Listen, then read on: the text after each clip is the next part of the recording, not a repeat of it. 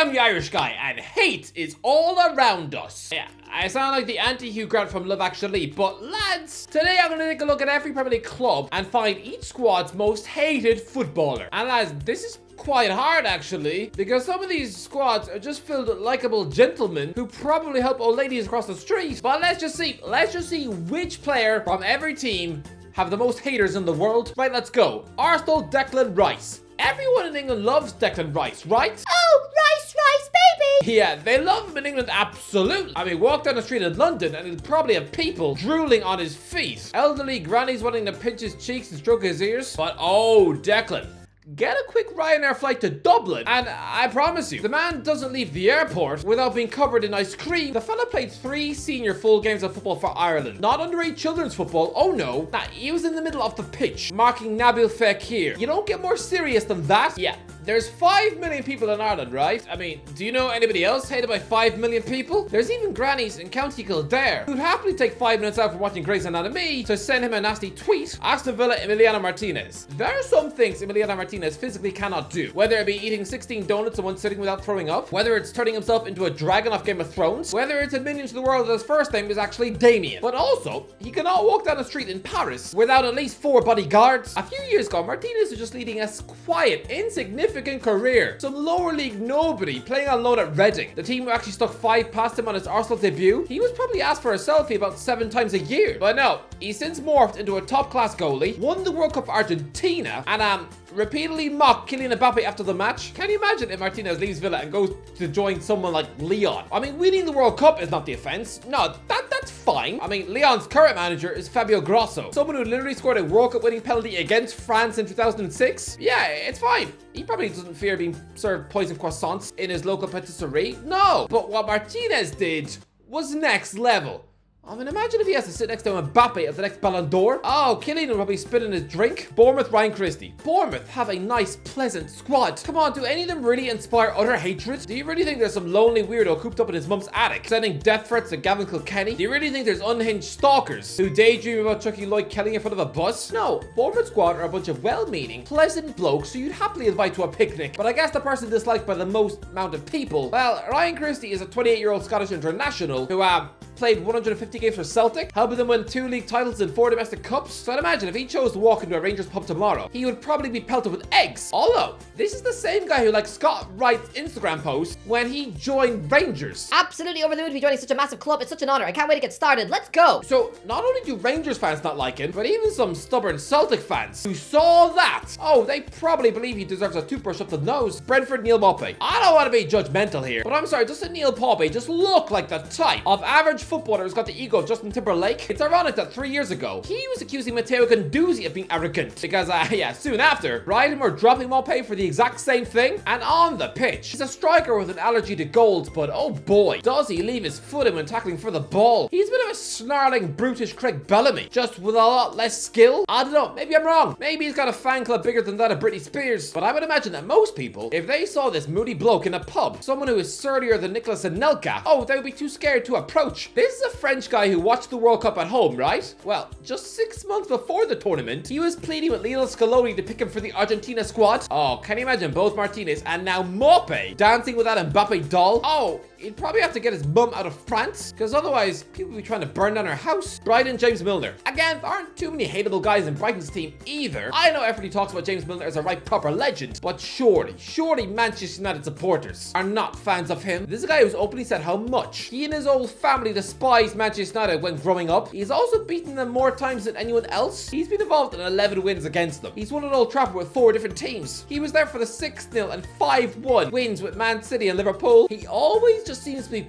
present for the most painful memories in Manchester United's recent history. He's a bit like that creepy nun from the Conjuring films, or Pennywise the Clown just hiding behind a balloon. I would imagine Manchester United fans do not like Milner at all. Burnley, Charlie Taylor. Yeah, here we've got another ex-Leeds player, left back Charlie Taylor, who quit Ellen Road for Burnley 6 years ago. You might think he's a pretty forgettable guy. Surely nobody in the world would be wasting their time hating him, but don't underestimate just how much he annoyed Leeds when he left. He was the fans player of the year in 2016, right? He had monster interest from teams like Liverpool and Arsenal, and chose to run down his contract and quit the club after 14 years there to go and join a European giant like Burnley. If he'd gone to Anfield, then fine. Leeds fans could make their peace with that. But Burnley, forcing his way out of a proud European monster like Leeds to go and live in a rat-infested swamp? Although, to be fair, if he had wound up at Liverpool, Andy Robertson would have instead signed for Stoke. Oh, how depressing is that? Chelsea, Moisaicedo. Chelsea don't actually have that many hated players right now, which is a first. I think it's because most are so new, young, and raw, we don't really know them well enough yet. Are there any actually hated players? But you know what? I'll go with Moisaicedo. I mean,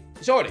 He stormed out of Brighton after repeatedly demanding to leave. He also embarrassed Liverpool by turning down a £115 million move to Anfield. Surely that's worthy of some booze. Crystal Palace, Dean Henderson. There are an estimate 700 million Manchester United fans in the world. Most of them don't like Dean Henderson very much. I mean, to be fair, I would estimate about 20% of that number probably don't have a clue who he is. I mean, do you reckon that someone's granddad in Ghana, despite having a Manchester United shirt in his bedroom, is he really that clued in to some moany ex-substitute goalie? Listen, I don't think he's particularly hated as such, but after coming out with a petulant interview last summer, complaining about the fact he wasn't starting ahead of David De Gea, stuck in the fact that he does have a stink of that Joe Hart arrogance about him, then yeah, he is probably the most hated Palace player. Everton, Jordan Pickford. Jordan Pickford is absolutely despised by two sets of football fans. First, Liverpool fans will never forgive the man for breaking Virgil van Dijk like a Twix, and Newcastle fans have always hated him for laughing at them when they were relegated in 2016. Yeah, he since returned to St James's Park, and for the first few visits, he seemed to relish being the villain. Honestly, surprised he didn't walk out on the pitch with full-on clown makeup and fake mouth scars. But yeah, he's an absolute England hero, yes. But think of all the Liverpool and Newcastle fans worldwide. That is a lot of people who would happily see Pickford rot in one of Jigsaw's traps. Fulham William. You might think this one is weird. Sure.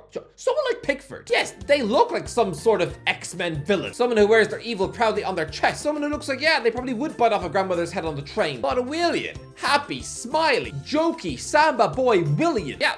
He has a surprisingly long list of enemies. Firstly, Tottenham fans must surely hate him for completing a medical at Spurs in 2013 before effectively jumping out the window and running down the road to Chelsea instead. He's since come back to haunt them by scoring a bunch of goals against them. Oh yeah, and eventually went on to sign for Arsenal. If Tottenham fans see this bloke on a tube, it'll probably end like that scene in Joker. Arsenal fans don't like him much either after he showed the work rate and end product of a pregnant snowman. He was on £220,000 a week. Talked about winning them the Champions League. They instead finished 8th. And he scored once. Even the one club where he thought he'd be safe, Corinthians, who he joined when he was 10. Yeah, he went back there during lockdown and was forced to flee Brazil after his own fans chucked absolute abuse towards him and his family. Honestly, despite being constantly happy, mini Ronaldinho, Williams got more enemies than James Bond. Liverpool, Harvey Elliott. There's probably a bunch of Liverpool players who live rent-free in people's heads. Well, come on, the easy, obvious one is Harvey Elliott, who weirdly, his middle name is Daniel James. It's weird. Elliott also played for Fulham, and he broke his leg against Leeds. It's like James and Elliott have some weird connection. But anyway, I'm just waiting for Elliott to make his England debut, because I think everyone remembers when he was 16, when he was forced to apologize and was banned from football for 2 weeks for doing a Snapchat video mocking the way Harry Kane speaks. Oh, when they're eventually England teammates, it's going to be about as awkward as watching the Human Centipede with your mum. I can imagine this guy is a figure of hate amongst the Man United fans. I mean, remember back when he broke his leg and this happened on Instagram? He's not walking like that anymore. Pretty insensitive. Elliott clapped back though. Crazy though how I have more legs than United have trophies in the past 8 years. Yeah, not only do Man United fans not like it, but even Real Madrid supporters would probably kick him down an escalator because he literally rejected a move to them from Fulham. He was given a tour of the Bernabeu and refused to meet Sergio Ramos, the absolute club legend, because of what he did to Salah the year before. I mean, who rejects Real Madrid? Although, can you imagine Harvey Elliott at Real Madrid? Jude Bellingham would have made him look like he's got the talent of a burnt fried egg. In fact, instead of sniffing around the championship for Elliott back in 2019, Madrid should have been shopping at Birmingham City that summer instead. Luton Town, Ross Barkley. I don't know, do people really care about Ross Barkley anymore? Do people actually waste any energy on him? The only reason I have this guy in here is because he's an ex-Everton hero, so Liverpool fans don't really like him, right? Especially after he said that he fulfilled a dream by scoring against them for Chelsea. Oh yeah, I'm pretty sure Everton fans are still angry with him for refusing a new contract and then ditching them for Chelsea for a cup price £15 million and nothing transfer fee for a supposed generational talent. The transfer was even referred to the Merseyside police to investigate the possibility of fraud, so yeah, the whole thing for Everton fans stunk worse than a pig's toilet. Man City, Kyle Walker. You know what? The answer used to be Jack Grealish, but I'm not sure anymore. Yeah, I mean, there are still some sore people from Ireland. Hello! I'm one of them, and I did actually go to the training ground to find him back in May. I was very quickly kicked out. Well, no, I say quickly kicked out. I managed to sneak into the complex. The women were training 5 feet away from me. I mean, The security wasn't great. I was even dragging a big, massive Grealish poster. Anyway, don't worry, I will find Grealish. When's the next time Man City come to St. James's Park? Well, lads, his decision to declare for England isn't that raw anymore. Sure, Ireland fans had fun mocking him at Euro 2016. You know, when he just finished bottom of the league with Aston Villa and was nowhere near an England cap. But now, in 2023, I mean, his last Ireland underage cap was 9 years ago. He switched to England 8 years ago. I don't think farmers from Galway or Sligo are really getting sick on a cow every time someone mentions his name.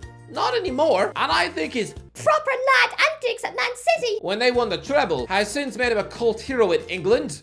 The new Gaza, right? I mean, he's come a long way from being that annoying, sitting duck at Villa, waiting for drunken fatzos to punch him on the pitch. So the most hated player, maybe I'm being unfair, but Kyle Walker? I don't think Tottenham fans like him for quitting in 2017. I don't think Arsenal fans like him for being ex-Tottenham. And also, especially this week, he just had a fight with one of their coaches, chucking the fact that he probably embarrassed Bayern Munich by rejecting them this summer. And after his antics in a chippy back in March, even his own wife is probably tempted to poison his cereal. Honestly, Walker, world-class player, but not the most liked. Man United, Harry Maguire. Lads, where do you want to start? Manchester United's current squad, are there many likable players in there at all? There's more ones that people don't like than there are.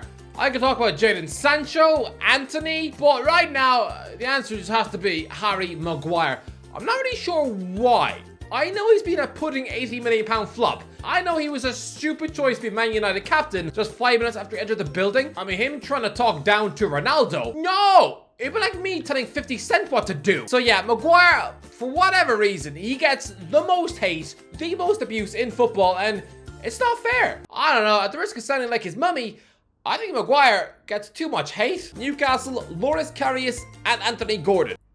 Can this one be a tie? I genuinely don't know how to separate these two. Both Loris Karius and Anthony Gordon are pretty much despised on Merseyside. With Gordon, the hate was a bit nastier. Everton fans literally chasing him out of the club by banging on his car. Chucking the fact that he used to be in Liverpool's academy too. So, and the fact that he looks like he belongs in the cast of Shameless. Then yeah, this scruffy little oik is pretty hated. As with Karius, Is it hatred? I bet there are some diehard Liverpool fans who will never forgive him for messing up in that Champions League final against Real Madrid. For some, it was the worst moment of their life. Even Jordan Henderson, if he ever sees Karius again, he'll probably resist the urge to spit in his eye. You know what? Is it actual hatred in 2023? I think the entire town of Liverpool is probably united in their loathing for Gordon. So actually, Loris, you're off the hook. Nottingham Forest, Serge Aurier. Yeah, pretty simple. Serge Aurier has had more scandals in his life than Logan Paul. Things seem to have quietened down in recent years, but I would imagine that out of all the current Nottingham Forest players, he's probably going to have more haters than most. Sheffield United, Wes Foderingham. I will always remember Wes Foderingham for being that young, temperamental goalie at Swindon Town who was furious when Paolo Di Canio substituted him in the match. He even kicked the water bottles when coming off the pitch. The Italian then said, Why is he complaining? He's not Petr Cech.